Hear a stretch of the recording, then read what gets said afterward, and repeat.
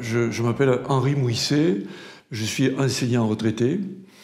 J'ai commencé ma carrière d'enseignant, on va dire, dans la région de Marvejols.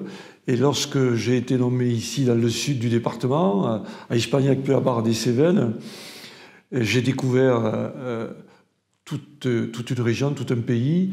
Quand je suis arrivé, je ne connaissais absolument pas le parc national. Quand je suis arrivé, j'avais aucune notion de protection du patrimoine.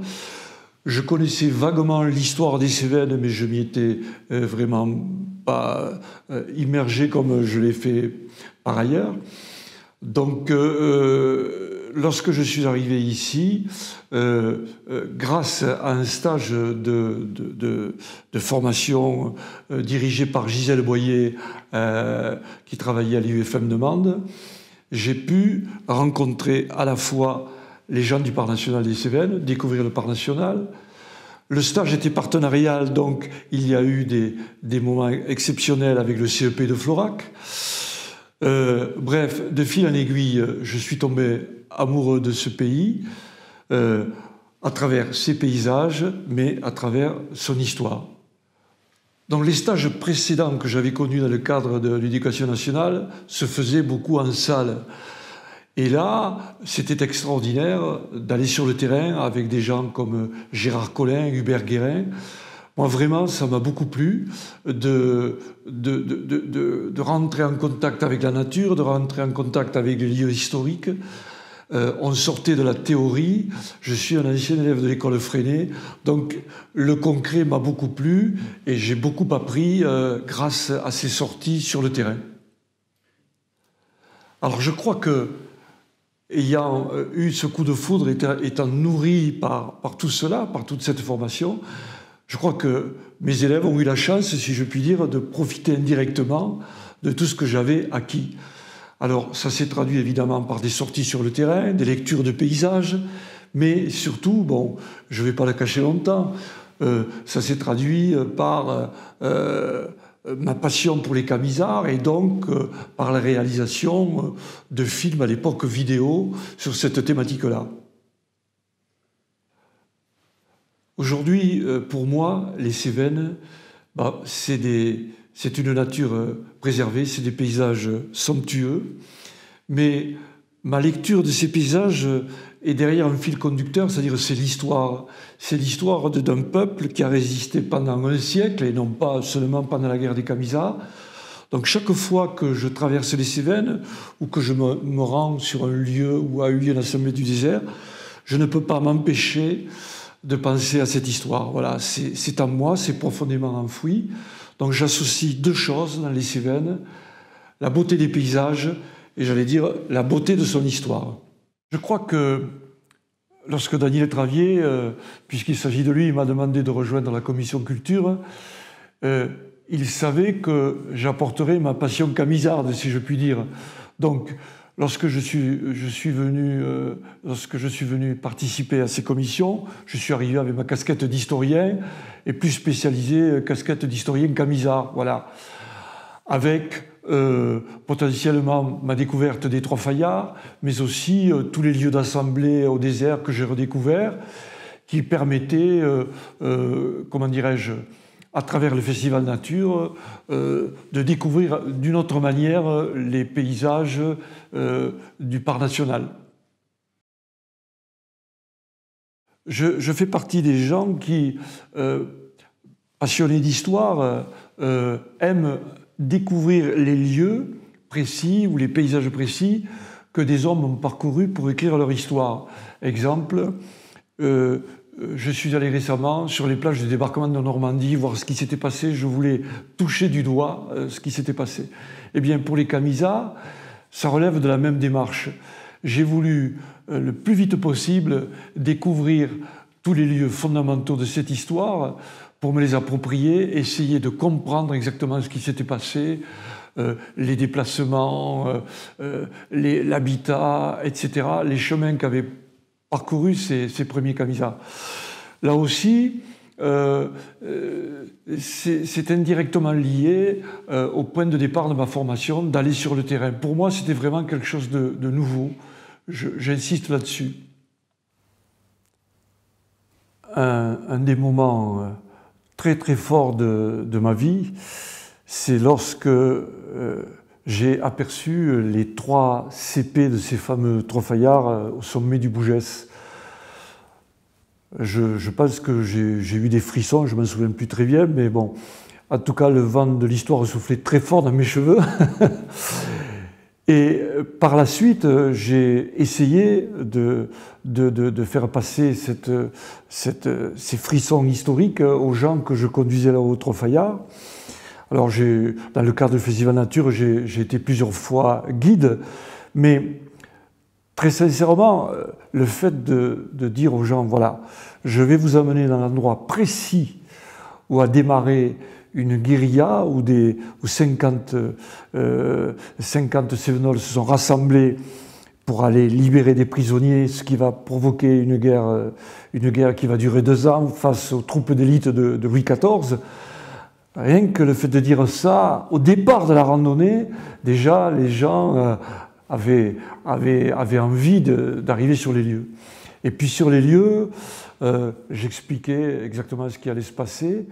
Et je sentais que les gens étaient très émus, qu'ils étaient très en phase avec l'histoire, comme s'ils y étaient, quoi. Voilà. Ce sont des moments exceptionnels de ma vie d'homme et d'historien. Je crois savoir que le parc national des Cévennes est le seul parc habité, le seul parc où il y a des autochtones qui y vivent et qui ont eu des ancêtres et qui ont eu une histoire derrière eux.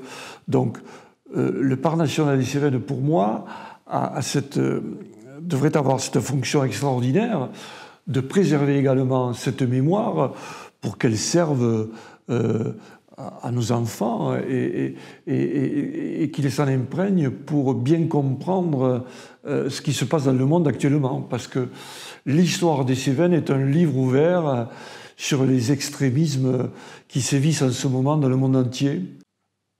Moi, je suis fondamentalement écologiste, je dois le dire. Donc le fait qu'on préserve des territoires comme ça, en essayant de faire en sorte que les gens qui y vivent soient des citoyens comme les autres, je trouve ça fondamental. Voilà. Et comme je vous le disais tout à l'heure, je trouve fondamental que l'histoire de ces gens-là soit mise en valeur, soit développée pour servir d'exemple aux générations futures. Dans le cadre du Festival Nature, ce qui était important aussi pour moi, et je pense pour les gens que nous guidions, c'est que souvent, nous étions 2. Il y avait un garde-moniteur et moi-même. Et donc, j'ai des souvenirs très agréables du travail que l'on faisait avec Dominique Foubert dans le secteur de Témélac, où là aussi, il y a des lectures de paysages fabuleux et où l'histoire souffle très fort. Dominique Foubert s'était beaucoup investi, en particulier pour m'aider à redécouvrir le lieu précis où a eu lieu le combat de Témélac en octobre 1702, la mort de Laporte, du chef camisard Laporte, etc.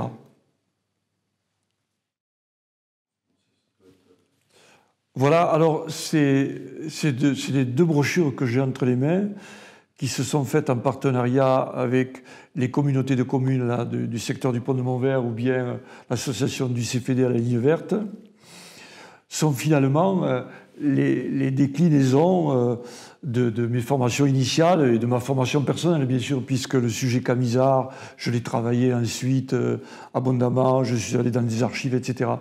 Alors, ces 2 brochures ont un titre générique, c'est Les chemins de la liberté, effectivement.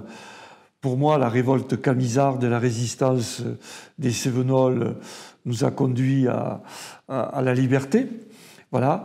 Alors, il y a 2 thématiques centrales que j'ai travaillées. C'est au pays des premiers camisards, les premiers événements liés au Trofayard.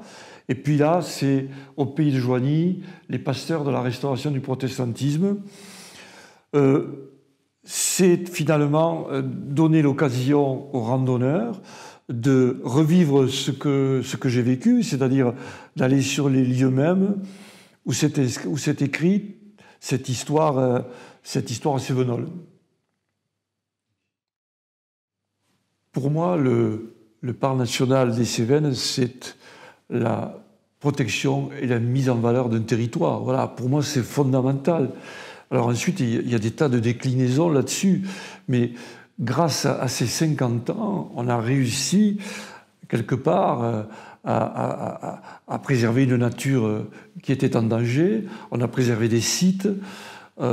J'espère qu'on va continuer à préserver et à mettre en valeur son histoire. Voilà ce que c'est pour moi le parc national des Cévennes. C'est 50 ans de construction et de choses positives. On nous transmet quelque chose d'à peu près intact, et ça c'est fondamental. Quand je circule dans d'autres régions de France, je vois comment la nature est abîmée, comment les sites sont dégradés, etc. Donc voilà, 50 ans, pour moi le bilan me paraît être positif, même s'il y a des choses à améliorer ou des choses à critiquer.